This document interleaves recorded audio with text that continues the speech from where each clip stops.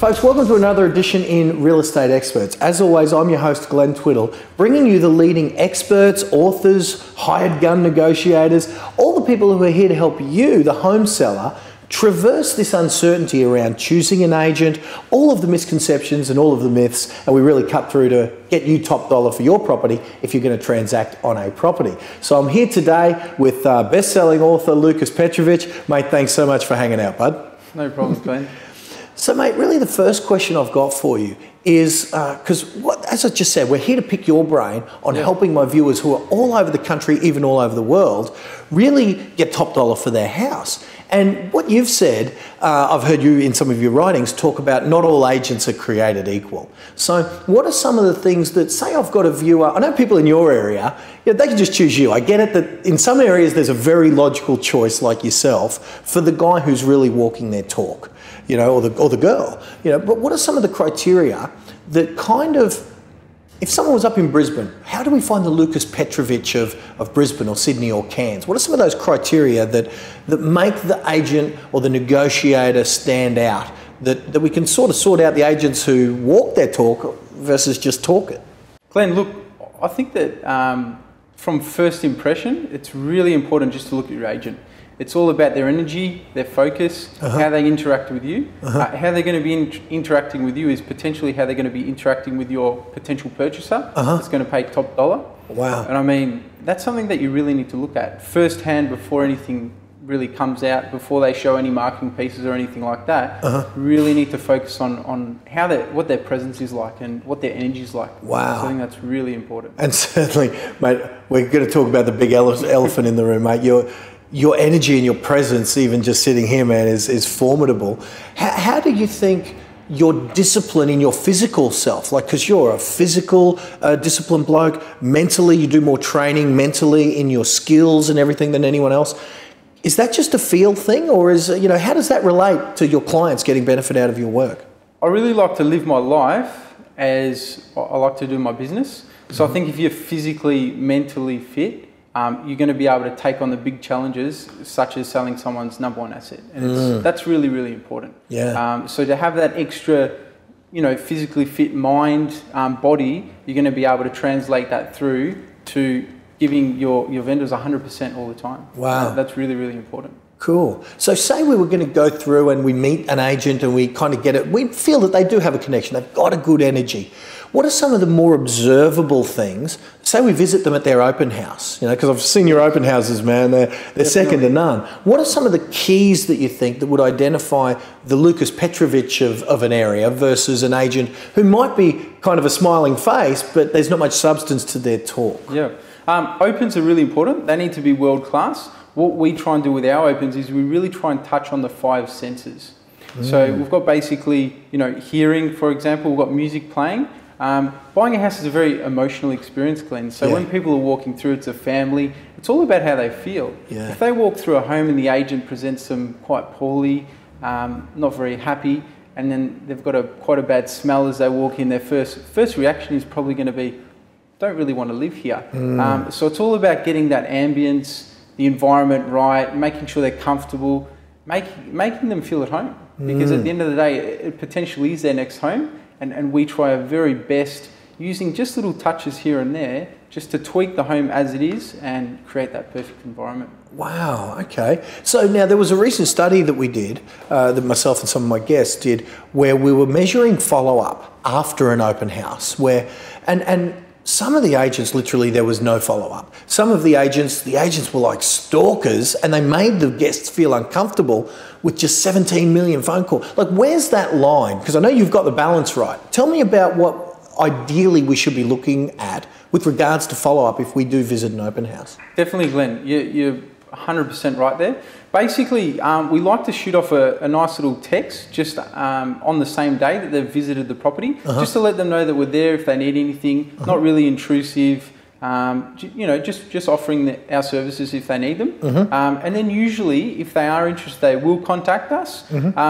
What we'll try and do at the open, we'll actually ask them if they would like to be contacted if any offers come in on the day. And that's going to give us a good indication if there is interest from them. For those clients that do say yes, we'll definitely give them a call that evening. And 100%. Even if they're not interested, we will follow up with a call on Monday, and then potentially another call about 7 days after, and then they'll usually go onto a trail that we follow them up regularly until they do buy. Wow, okay. Yep. And what sort of marketing should we be looking for? Because I've seen some of yours, it just blew me away. So tell me about your take on the marketing materials that should be present there. Because that really is, as you said, that really is a way that when we visit that open house, we get to see the agent's skills there on display. So tell me about the sort of marketing materials that you'd have on display for the consumers to take home if they were visiting an open of yours.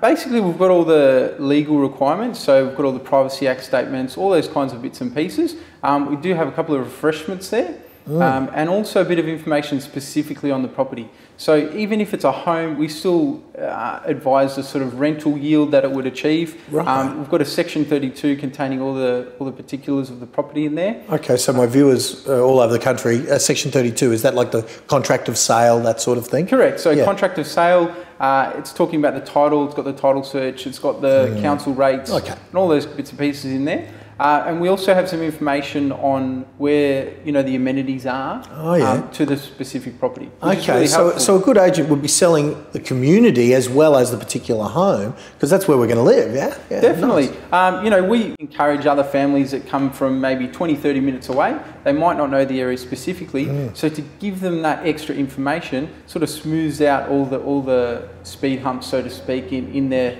process for making a purchase. Wow. So it works really well. Awesome, mate. We'll come back to marketing in a moment. Let me ask you though, so many of my viewers are asking me about some agents, it seems like they're charging an annual, a year's annual salary for their fee, for their commission. And some, it seems, will work for next to nothing. They'll almost work for free and sell the home for free. And everywhere in between. Now, I know you're not the most expensive guy in your marketplace, but I also know that you're not the cheapest. You're charging a fair and reasonable fee for your services. In fact, many would argue you're too cheap for the skill you display. But tell me about your take on what should the viewer be looking for when it comes to value? How do we know we're getting value for the commission that's being charged? Getting value out of agents, Glenn's really important, and it's something that you really need to detail question, ask the agent, how are they going to get you more value? But I guess I'll put it in an example form, putting it back in my marketplace. On average, if I'm selling an apple compared to another agent's apple, on average I'm achieving $20,000 above that other agent's price. Right. Now, I might charge an extra $1,500 in commission, but at the end of the day, that's a difference of approximately $15,000, $17,500 that my vendor is going to be able to, go on a holiday with, potentially spend it on their children's education, or really make a difference in their life. So at the end of the day, it sounds like the best agent turns out to be the cheapest because of that extra money you're getting. Tell me how you would prove to a seller, because every agent would say they can get the highest price, because every agent says they're the best negotiator in their area. So how do you prove that? How do you know? Because there can only be number one. How do you prove that you are the most skilled negotiator in an area?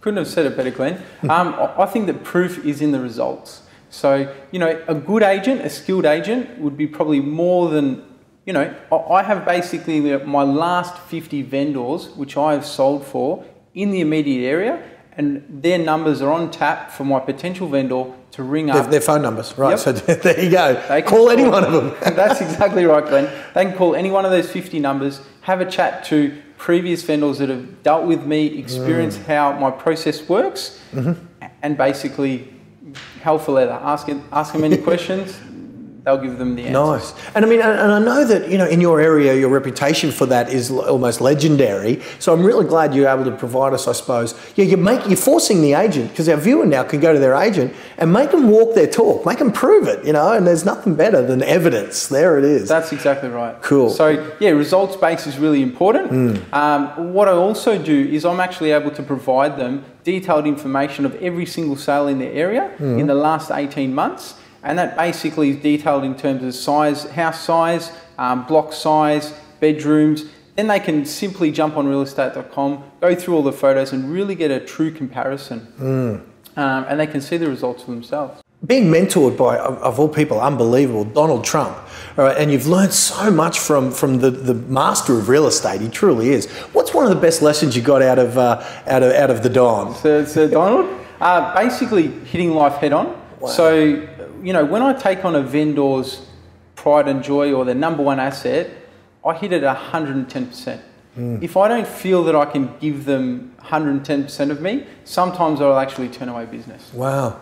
Yeah, so okay. it's really about working with the vendor and agreeing on that level and being on the same wavelength. I think it's really, really important because I want to make sure that I'm not going to lose them any potential money that's out there. I love how you took your book that you wrote, Be the Boss and Achieve Top Dollar in Real Estate, and that was almost inspired by some of Donald Trump's titles, wasn't it? Wow, nice. We got to hit you up for a copy of your book. I know that you're selling it on Amazon there. We got to hit you up. If you just go to the website that we'll just show there on the screen, man, we've got to hit you up for a couple of copies for our viewers, mate. So no worries. I appreciate it. Hey, my next question then leads me to something that you mentioned in the book.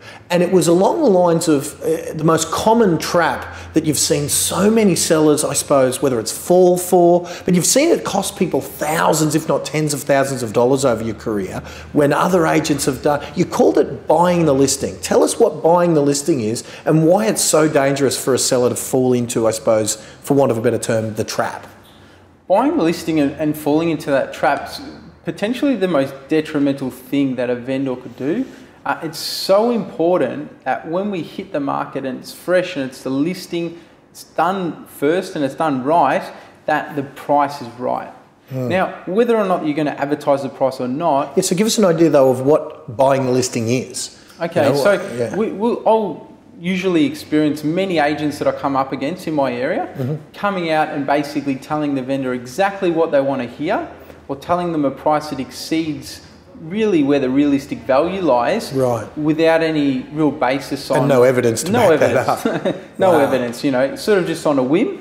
And what they'll do is they'll list that property at an extremely high price and then repeatedly work to get the vendor down on price to where the value really lies. Does logic from a seller go out the window in the hopes that they're telling the truth? Because it sounds like it doesn't make much sense for a seller to have all the evidence that says 500,000 and them to believe an agent that says it's worth 650. Why do you think logic goes out the window? I think, Glenn, everyone wants their house to sell for more than what they're expecting it to. Everyone loves the hope that there's potentially that extra 10, 20, even $50,000 out there.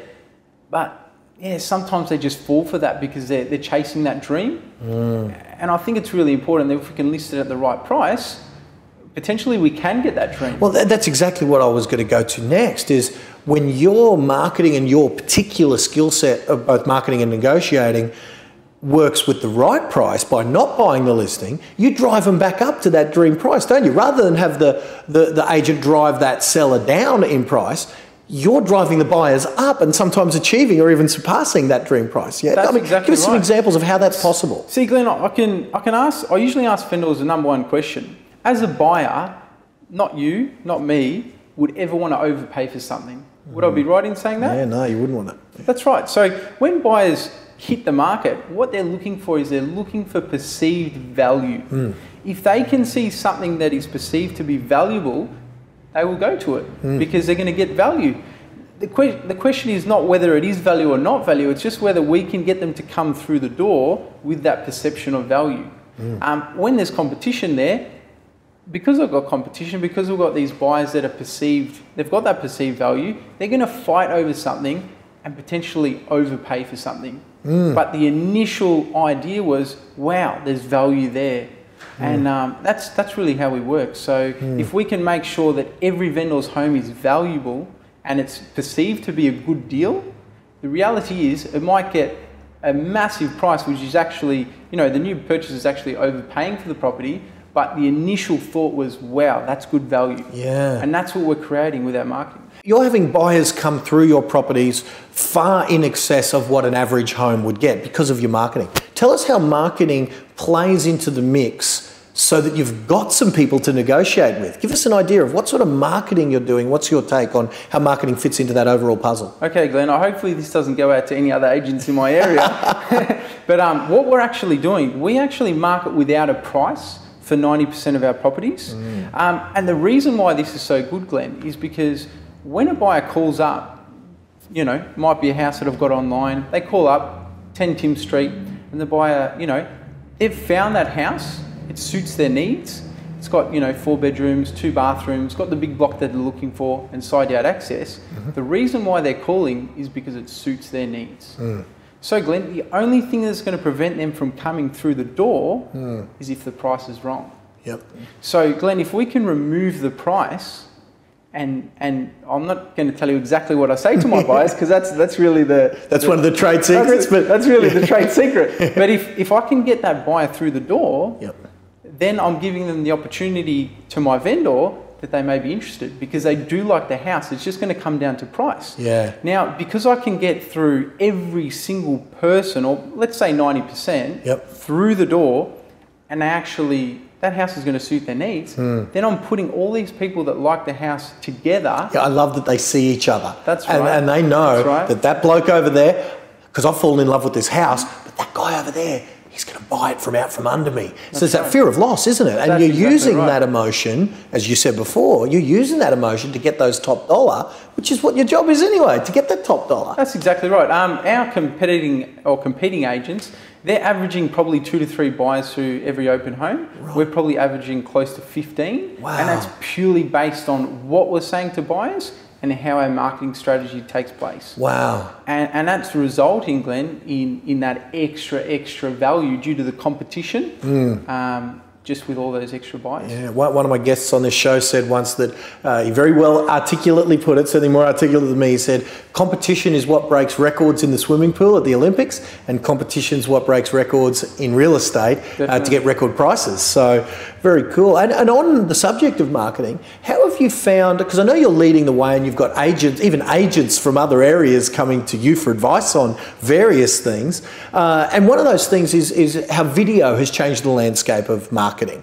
Tell us about your unique take on what you're doing with video and the different styles of video that you're doing, because I've loved some of the work you've done. Definitely, video's been a really important part of sort of, you know, taking real estate to the next level in our town. And I think it's going to definitely have a great impact all over Australia, definitely in real estate. What it's enabling a buyer to do, it's enabling them to get an emotional connection prior to going through the home.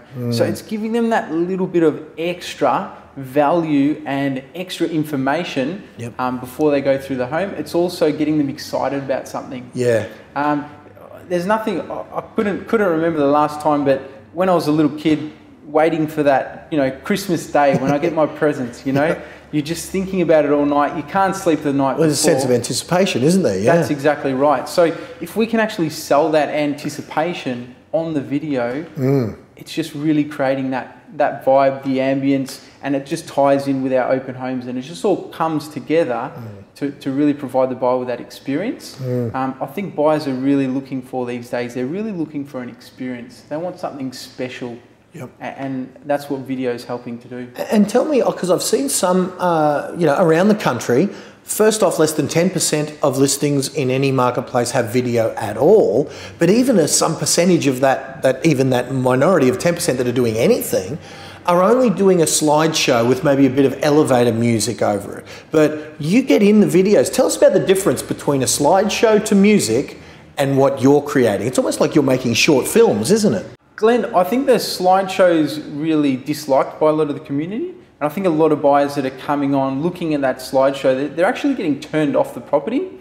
Whereas when we've got, you know, videos, like I'll do one with me personally where I'm, you know, taking the buyer through the property, or if I think there's enough emotional connection with the vendors. Like, had one last week where vendors had been on a property for 34 years with 10 children. Now, they could. There's some memories in that house. You know, no one could sell the property better than they could.